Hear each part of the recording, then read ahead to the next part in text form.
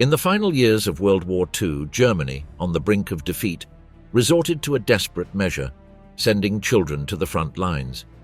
With the German armies decimated and unable to replace the experienced soldiers who had fallen, the Nazis turned their gaze to the Hitler Youth. These young people, barely teenagers, had been molded from their childhood to embrace the Nazi ideology with absolute fanaticism. Their lives, already marked by propaganda, became one more tool to sustain a doomed regime. It did not matter that the war was lost. These children, trained to sacrifice themselves in the name of the homeland, were sent to die. In devastated cities and lost battlefields, thousands of them fell, not as heroes, but as victims of a war machine that had turned them into mere pawns. What kind of ideology led a country to send its youngest to their death? And most disturbingly, who was the true responsible for this senseless tragedy? Hunger, resentment, and indoctrination, the lost youth of the Third Reich. The collapse of Germany after World War I did not just destroy its economy. It left an entire generation adrift. The humiliation of the Treaty of Versailles in 1919 imposed devastating sanctions, dismantling industry, weakening the military, and plunging the population into a seemingly endless crisis. Young people grew up in an atmosphere of desperation, without opportunities or stability, becoming the perfect target for the propaganda of a regime that promised them a purpose, an enemy, and a future.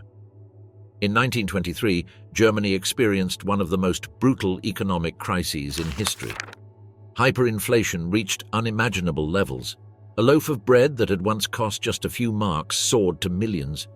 Banknotes became so worthless that people used them to light stoves or wallpaper their homes. Wages, paid twice a day, were still not enough to buy the bare necessities. Entire middle-class families found themselves in absolute poverty, selling their belongings on the streets just to eat. Desperation was visible on every corner of Berlin, Hamburg, and Munich. But hunger was not the only blow. National pride was shattered after Germany's defeat in World War I. The country was forced to accept full responsibility for the conflict and pay reparations that were impossible to afford. Its army, once a symbol of greatness, was reduced to an insignificant force. On the streets, resentment grew. The population felt humiliated, betrayed, and without a clear path forward. For young people who had never known any other reality, this sense of loss became the foundation of their identity. Amid this chaos, Nazism offered simple and forceful answers. There was no room for doubt or debate. The blame for the crisis did not fall on failed policies or a lost war, but on internal enemies. They were told that their suffering had specific culprits: corrupt politicians, foreigners, communists, and Jews. In a world where everything seemed out of control, this explanation provided them with something they had not had in years: certainty. Nazism did not just exploit economic desperation, it understood that youth was the key to the future. In a country where opportunities had disappeared, Hitler's speeches promised greatness and power. He did not speak of mere survival, but of glory.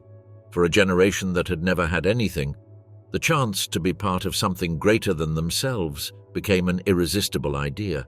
But promises were not enough. The ideology had to be planted in every aspect of daily life. From school to home, propaganda became part of everyday routine. They were taught that Germany was not a defeated nation, but a victim of conspiracies. They were indoctrinated to believe that war was not a failure, but a necessary path to restore justice. Education ceased to be a space for learning and became a mechanism for indoctrination. Nazism did not just give them an enemy, it gave them a cause. It offered them structure, identity, and purpose. In the hopeless streets of Berlin, the closed factories of the Rhineland, and the impoverished fields of Bavaria, the promise of regaining lost honor resonated with an undeniable force. Age or experience did not matter. If they were German, they had a mission. The economic crisis of the 1920s and the national humiliation provided the perfect breeding ground for the radicalization of an entire generation. These young people were not born fanatics. They were shaped by a reality that pushed them toward an ideology that knew how to exploit their pain and turn it into rage. By the time the regime needed them, they were already prepared to serve without question. The forging of a nation, creation of the Hitler Youth. In 1922, barely 2 years after the founding of the National Socialist German Workers' Party, NSDAP, one of the most sinister organizations in history was being formed.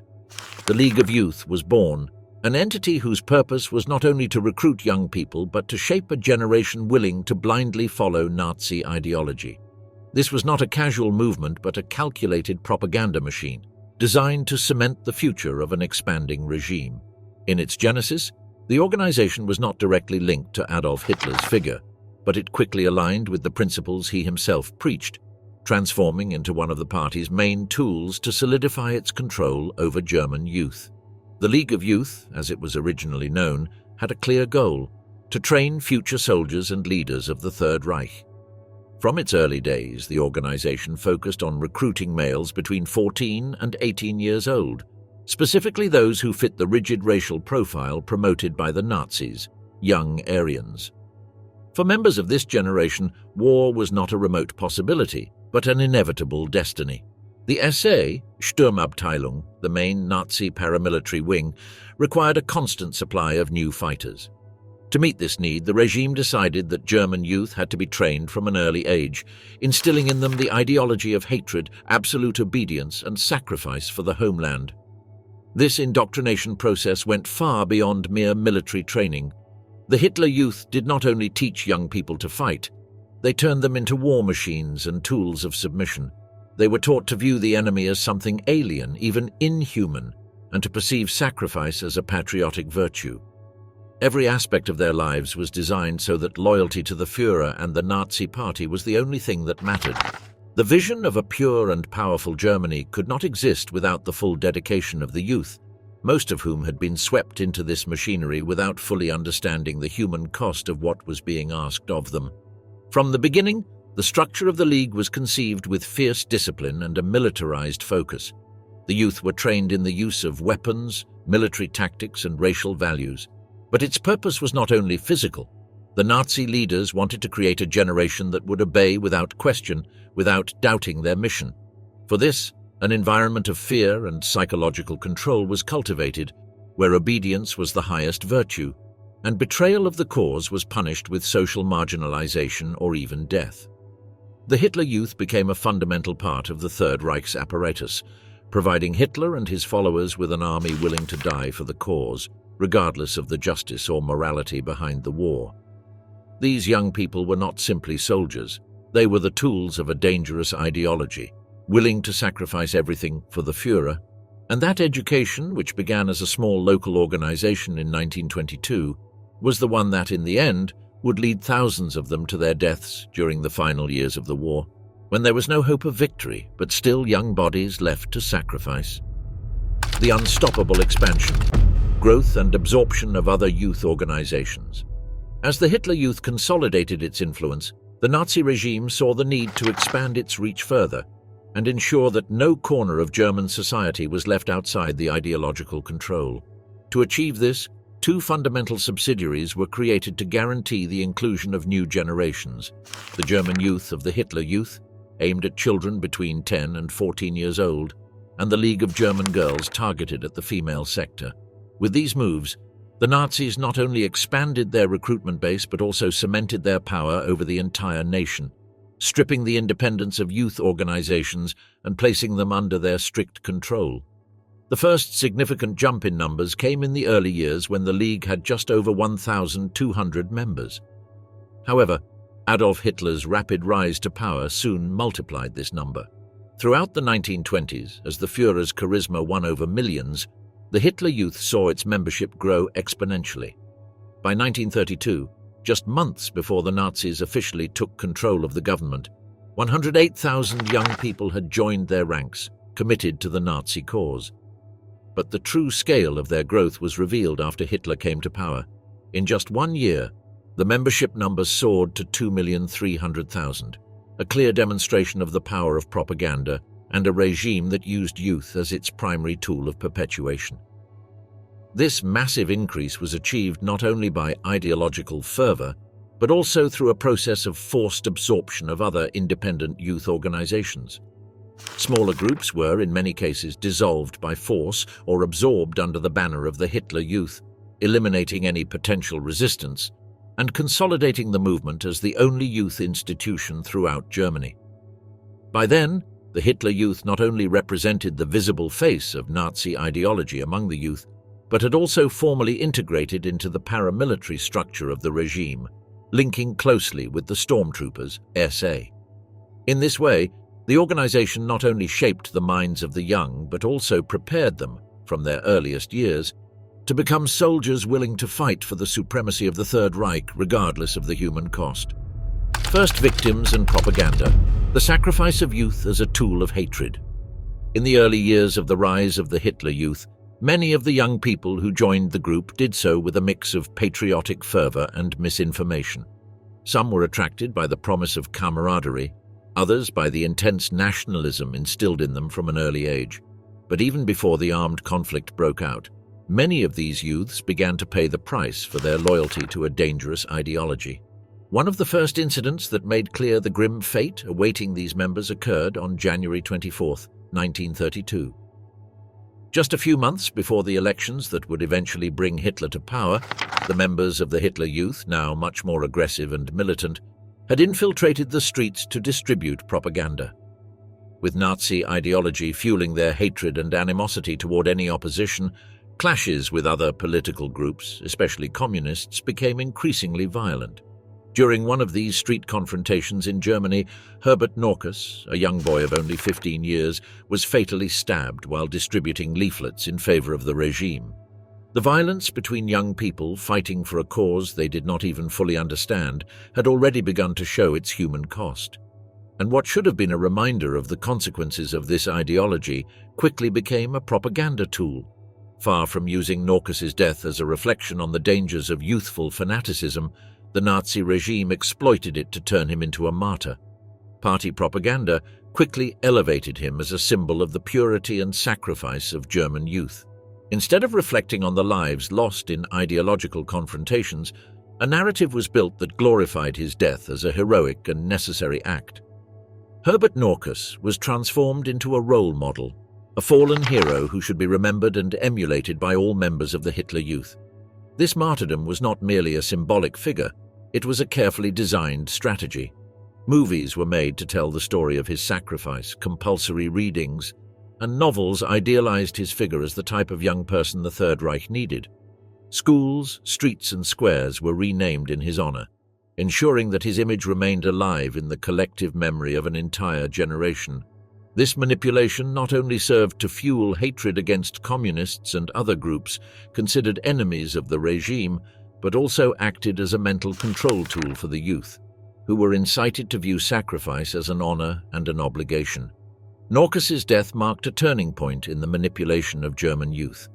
Violence, far from being seen as a tragedy, was celebrated and exploited to continue feeding Nazi ideology. Youthful fanaticism began to be painted as the essence of patriotic loyalty, and at the same time, hatred toward any form of opposition became one of the fundamental pillars of the regime. Requirements and pressure to join, the empire of fear and obedience. Although not all German boys and girls shared Nazi ideology, the pressure to join the Hitler Youth was so intense that many had no choice but to comply. The Nazi Party understood that youth was fertile ground to shape the future of the Third Reich, and therefore spared no effort to force conformity. Those who did not align with the regime were ostracized, both by their peers and by the adults around them. In schools, young people who were not part of the organization were publicly ridiculed, a humiliating treatment that marked them as traitors to the common good. Teachers, loyal to the regime, did not hesitate to psychologically torture these students, subjecting them to constant bullying that undermined their self-esteem and pushed them out of the mainstream. The cost of not belonging to the Hitler Youth was not limited to bullying or social humiliation. The repercussions were far more severe. Non-affiliated youths were deprived of their graduation diploma, which shut the doors to any educational opportunity. Without a diploma, they were prevented from accessing university or higher education, condemning them to a future without prospects. The labor market was also closed to them. Many employers, pressured by the regime or their own ideology, rejected any apprentice or young worker who was not affiliated with the Hitler Youth. In this way, Those who resisted joining were pushed into social and professional isolation, forced to conform or be marginalized from German society. The persecution was even fiercer for families that opposed enrolling their children. Parents who did not yield to the pressure of the regime were investigated by the authorities, labeled as subversive or anti-German. Police and Gestapo interventions were common, and families could be arrested or subjected to heavy sanctions if they did not meet the party's expectations. Tolerance for dissent, whether individual or familial, was non-existent, and those who dared to challenge Nazi ideology were doomed to live under the constant threat of repression. The ideological control over youth was not limited to academic and labor issues. The Nazi Party sought to shape the minds of young people from an early age. They were required to adopt racism and the idea of Aryan superiority as fundamental principles in their lives. Members of the Hitler Youth were taught to see Jews, Slavs, and Asians not only as enemies of the state but as subhuman, inferior in every way and deserving of elimination or subjugation. This ideology of hate infiltrated every aspect of their lives, from the classrooms to their daily interactions. The regime also worked to eradicate any form of religion that did not align with its objectives. Control over the youth was not only physical, but also spiritual. Bible study classes were dismantled and replaced by Nazi indoctrination courses, where young people had to learn to reject religious authority and the church, institutions considered a threat to the total domination of the state. Masses and religious practices were interfered with, and Nazi rallies were organized instead, promoting values of absolute obedience to the Führer and the nation. Young people were not only to submit to the regime on the political and social plane, but also on the spiritual plane, becoming instruments of the state with no capacity for independent reflection. The pressure to join the Hitler Youth was, therefore, a totalitarian force that operated on all levels of society: academic, labor, social, and spiritual. The youth, although mostly without a full understanding of the ideology behind their actions, found themselves trapped in a web of coercion that demanded conformity or faced a future of isolation, repression, and violence. Culture of war: how Nazism forged fanatic minds. Nazi indoctrination was not limited to political speeches or classroom education. To ensure that its ideology permeated every aspect of German life, the regime employed the most powerful tools of culture: music, cinema, and literature. These forms of art, transformed into instruments of propaganda, helped normalize violence, sacrifice, and absolute obedience to the Führer. Every song, every film, and every book carried a clear message. War was a duty, loyalty was unbreakable, and dying for the fatherland was the most honorable destiny. Songs were one of the most direct forms of indoctrination. They were not just patriotic melodies, but tools designed to instill discipline, hatred toward enemies, and readiness for sacrifice. Anthems like Es zittern die Morschen Knochen, The Rotten Bones Tremble, became mandatory chants in the Hitler Youth and Nazi Party parades. The lyrics of this song conveyed a message of resilience and aggression, promoting the idea that Nazism was the path to Germany's immortality, and that the nation's enemies had to be eliminated. Music was not only sung at political events, but was also a daily element in schools, training camps, and youth gatherings. Songs reinforced the sense of identity and collectivism, eliminating any individual thought in favor of the group. In Nazi Germany, music ceased to be mere entertainment and became a tool of social control. In addition to political anthems, the regime promoted censorship of all music deemed degenerate, including jazz, swing, and any genre linked to foreign influences. Instead, it promoted German folk music, military marches, and compositions by artists the party considered aligned with its ideology. The musical culture was purged of any element that did not serve the Third Reich's interests. Cinema was another key tool in the indoctrination strategy. Nazi Germany understood the impact of moving images and used the big screen to glorify its cause and consolidate its message. Joseph Goebbels, Minister of Propaganda, strictly controlled film production and ensured that every movie shown in cinemas promoted the party's values. One of the clearest examples was Hitler Junge Quecks, 1933, a film that told the story of a young boy who abandons his communist family to join the Hitler Youth. In the film, the protagonist is murdered by his former comrades, but his death is portrayed as a heroic sacrifice. The movie left no room for interpretation. Loyalty to Nazism was an act of supreme valor, and dying for the cause was the most honorable thing a young person could do. Another key example was Triumph des Villains, 1935, a documentary directed by Leni Riefenstahl that showcased the Nazi Party congresses in Nuremberg. The film, with its innovative use of camera angles and monumental shots, was not just a political event record, but a piece designed to inspire obedience and nationalist fervor. Images of perfectly synchronized crowds, military marches, and Hitler's speeches combined to create a narrative in which the party appeared as an unstoppable force. Nazi cinematography not only glorified war and sacrifice, but also dehumanized its enemies.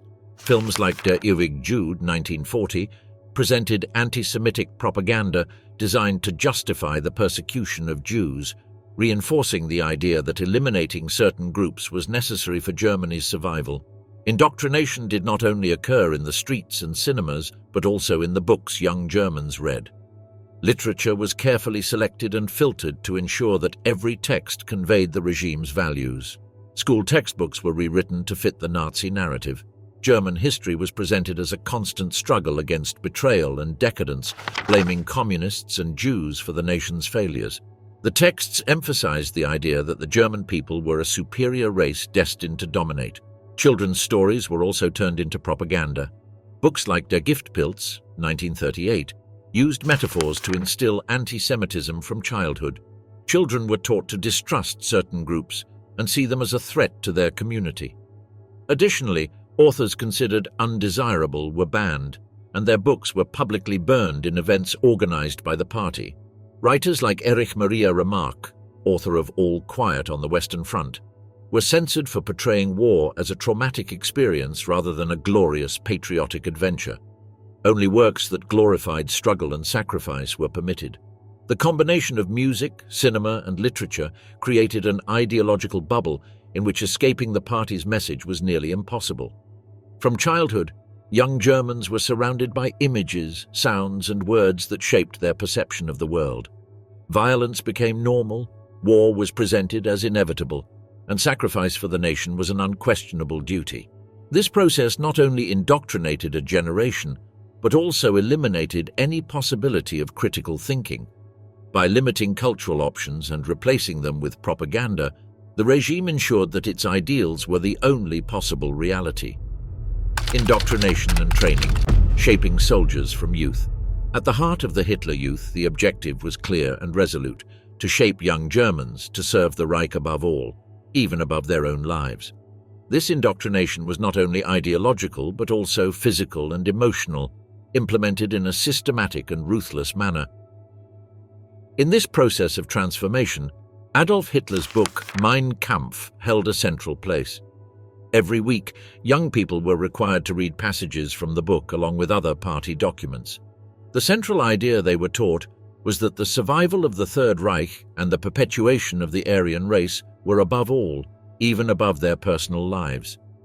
This fanatical devotion to the state was not only a political mandate but a moral imperative, from which they could not escape without betraying their country and the Nazi cause. Indoctrination was not limited to Hitler's ideas and speeches. A physical regimen was introduced, designed to prepare the youth for war. The Nazis understood that both the body and mind had to be trained to meet the regime's objectives. Sports activities within the Hitler Youth had a far darker purpose than simply keeping children healthy. Sport was not recreation, it was military training. They were taught that physical activity should have a practical goal, preparation for combat. Running, swimming, weightlifting, all became a means to forge strong and resilient bodies, not for general health but to prepare future soldiers. This emphasis on physical performance was accompanied by an absolute disdain for those who were not fit for the regime. Any young person who was not skilled in these activities was not only considered weak but was ridiculed and mistreated. Leaders of the Hitler Youth, in their desire to create a perfect elite, had no patience for compassion or the fostering of self-understanding. They only focused on the survival of the fittest. Those who failed to meet expectations were quickly singled out, publicly humiliated as examples of what would happen to those who did not comply with the strict norms of the regime. Academic education was relegated to a secondary level, eclipsed by physical and military training. Classes in mathematics, literature, and history became secondary activities, only serving to distract the youth from their true purpose, to serve the Führer and the Nazi cause. The militarization of youth was a systematic and organized process that reached its peak in the late 1930s. As Hitler perfected his plans for the invasion of Europe, young Germans were already being trained in the art of war. They were taught to handle weapons, practice shooting, follow combat strategies, and carry out assault movements as if they were veteran soldiers. Every practice was aimed at preparing young people not only to be efficient fighters, but to be fanatics of the regime. Military discipline was integrated into every aspect of their lives, from orderly breakfasts to blind obedience to orders without questioning them. In this environment, any hint of doubt or resistance was quickly suppressed, and absolute devotion to the Reich was seen as the only form of redemption. As these young people underwent this intense indoctrination and training, their identities merged with the Nazi cause. Many of them transformed into fervent fanatics, willing to give their lives for Aryan Germany. The training they received turned them into soldiers of both mind and body, but also into pawns of the regime, whose loyalty and lives were completely committed to the survival of the Third Reich. Participation in World War II, from educated youth to soldiers in the trenches. World War II began on September 1, 1939, an event that quickly altered the fate of millions of people. For many of the members of the Hitler Youth, the war represented the ultimate test of the ideology that had been imposed on them since their childhood. The militarization and indoctrination they had received over the years would now be put to the test on the battlefield. However, before they were sent to the front lines, their initial participation did not involve direct combat, but rather logistical tasks that reflected the magnitude of the war effort the Nazi regime was undertaking. In the early months of the war, the youths of the Hitler Youth were used to support the war effort in more mundane, but still essential ways.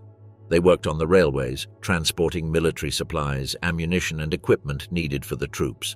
They were also responsible for managing postal services and other tasks that helped keep the logistical flow uninterrupted. However, as Allied bombings intensified and German cities were struck with devastating frequency, the need for youthful labor became urgent.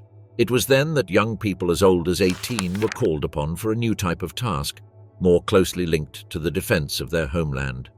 Improvised military training was conducted to teach them how to handle anti-aircraft weapons with the aim of protecting German cities from the constant British air raids. Although many had no real military experience, they were instructed in the use of anti-aircraft equipment and sent to strategic points to defend the cities from bombing. Defending the homeland became the new creed, and the youth were thrown into a war that already felt unstoppable, facing a constant threat in the sky. Although they were not on the front lines, danger was imminent. Fighting in the cities was fierce, and these young people fell in combat. Many perished during the air raids, lacking the experience and training necessary to face such a direct and devastating threat. Nevertheless, their sacrifice was used as a propaganda tool to bolster the morale of the Reich and promote the image of young Aryans willing to defend the territory of Greater Germany to the death. Over time, the young people of the Hitler Youth were forced to face a total war that spread across all corners of Europe. Although they initially stayed away from the front lines, their involvement in the conflict intensified as the war progressed. From being simple logistical aides and defenders of the rear, many ended up becoming full-fledged soldiers, participating in actual combat.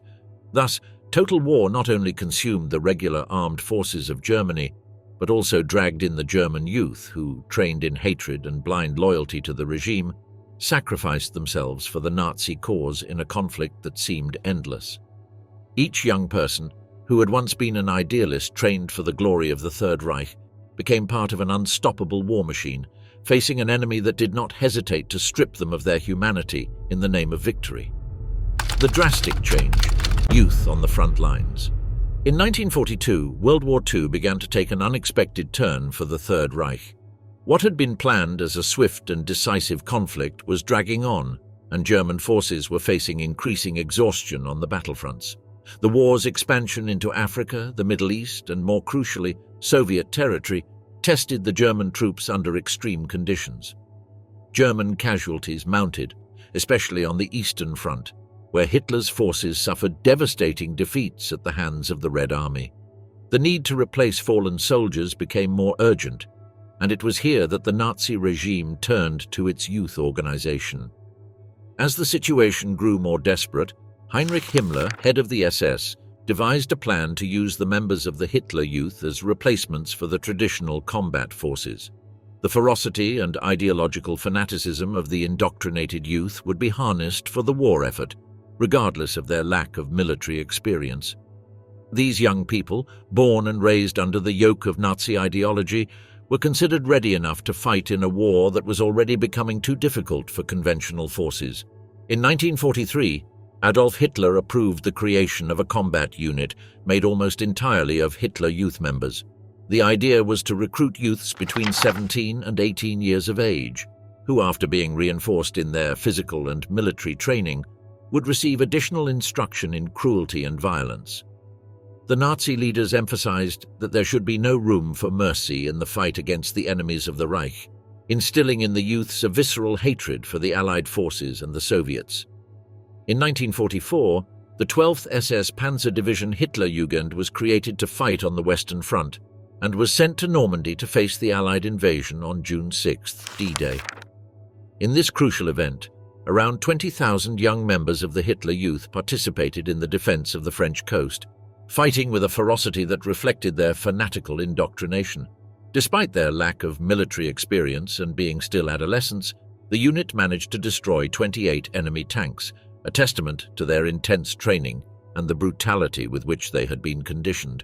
However, inexperience and youth were not enough to stop the tide of the well-trained and equipped Allies. 3,000 of these young soldiers died in the defense of Normandy, the vast majority of them without fully understanding the magnitude of the war that had consumed them. The high morale that Nazi leaders had instilled in their hearts quickly crumbled. As their comrades fell under enemy fire, the myth of German invincibility disintegrated, and the harsh reality of war imposed itself upon them. The situation for the German youth worsened as the year progressed. From the second half of 1944 onward, the Nazis began to suffer retreats on all fronts. The Allied invasion of France and the Soviet advance in the east forced the German forces into a desperate defensive posture.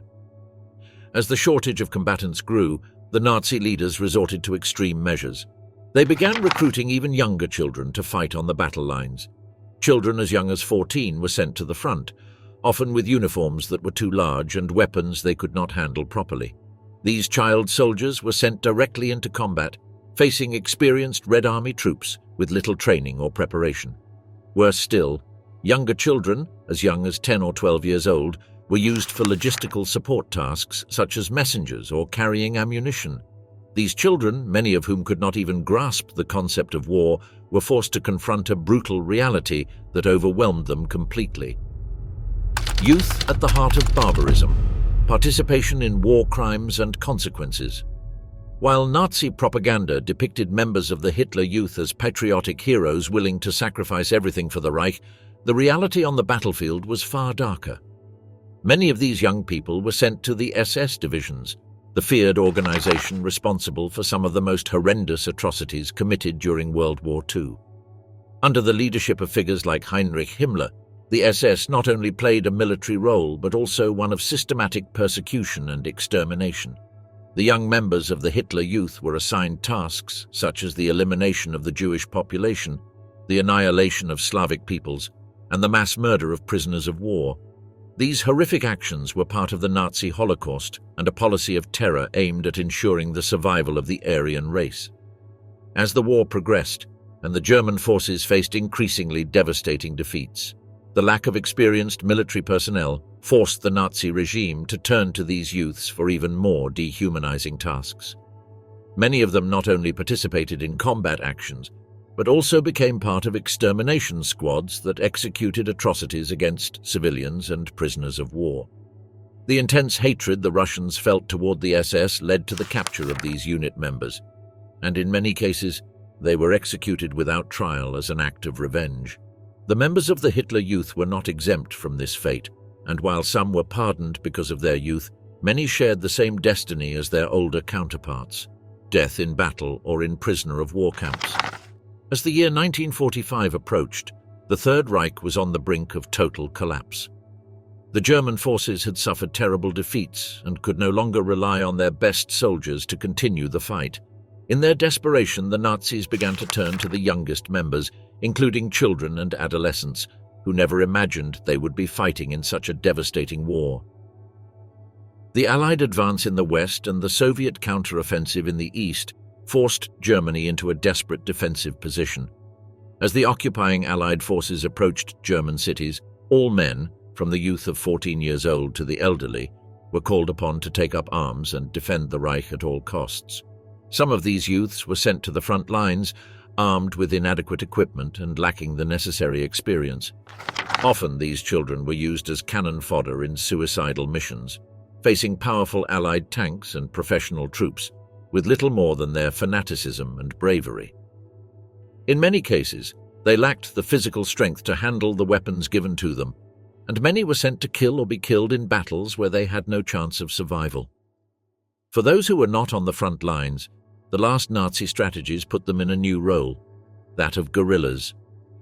The groups known as the Werwolf were formed, a network of partisans tasked with carrying out sabotage and espionage behind enemy lines. The members of these units were mostly young recruits from the Hitler Youth, many of them still adolescents. These small bands of guerrillas received little training and were poorly equipped for the type of resistance they tried to offer. Although the Nazi regime hoped that the Werwolf could carry out sabotage missions to delay the enemy's advance, the results were minimal. Many of these youths were captured by the Allied forces, especially in the West, where American troops quickly dismantled these resistance cells. Those who were not killed in combat or executed during action were prosecuted as spies. One emblematic case was that of Hin Petri and Isep Schoner, two teenagers, 16 and 17 years old, captured spying on American soldiers. Despite their youth, both were executed mercilessly after a summary trial, with their age not considered an excuse by the Allies. The collapse of the Reich and a generation marked by fanaticism. The defeat of the Third Reich in 1945 not only signified the end of a totalitarian regime, but also the collapse of an ideology that had shaped an entire generation. The young people who grew up under Nazi propaganda and were indoctrinated in its values found themselves adrift in a Germany in ruins. Without the structure that had guided them, many faced an uncertain future, rejected by a society eager to distance itself from the past. From childhood, these youths were educated to serve the National Socialist state. Through organizations like the Hitler Youth, they were exposed to an education centered on absolute loyalty to the Führer, early militarization, and the belief in racial superiority. For many, war was not just an obligation but the very purpose of their lives. With the fall of Berlin and Germany's unconditional surrender, this purpose crumbled along with the regime. After the war, Germany was divided among the Allied powers. The process of denazification, led by the victors, aimed to dismantle any remnants of the Nazi regime and re-educate the population. For the young people who had been indoctrinated since childhood, this process was not only a political challenge but also a crisis of identity. The stigma of having been part of the Nazi apparatus weighed heavily on them. Many faced discrimination and difficulties reintegrating into society. In the areas occupied by the Western Allies, re-education programs were implemented to transform their worldview, exposing the crimes of the regime and promoting democratic values. However, this process was uneven and not always effective. As Richard Bessel points out in Germany 1945, From War to Peace, the transition from a totalitarian state to a democratic society was neither immediate nor simple, as the ideas instilled for over a decade could not be erased overnight. In East Germany, controlled by the Soviet Union, the strategy was different. Instead of focusing on education, the approach was one of repression and purging of any element linked to Nazism. Many former members of the Nazi elite were given the opportunity to reintegrate if they accepted the new communist ideology. In some cases, former youth of the regime found a new purpose within the socialist state, shifting their loyalties to adapt to the new political reality. For many young former combatants and Nazi sympathizers, the post-war period was one of deep personal crisis. Those who had been sent to the front lines in the final years of the war, many as young as 16 or 17, returned to a nation that regarded them with suspicion. In its effort to move forward, German society tended to marginalize or ignore their existence, leading some to seek refuge in silence or in new ideologies. The trauma of war, combined with the feeling of having been betrayed by the very regime that had promised total victory, created a sense of disorientation. Some attempted to rebuild their lives in anonymity, avoiding any connection to their past, while others clung to their beliefs in secrecy, resisting the ideological defeat. The process of reconciliation was slow and complex.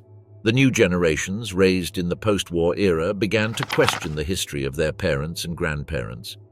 In the following decades, particularly with the rise of student movements in the 1960s, German society faced a reckoning with its own past.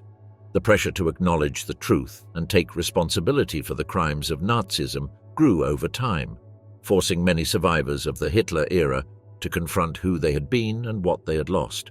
The end of fanaticism did not come with military defeat in 1945, but with decades of cultural, political, and social transformation.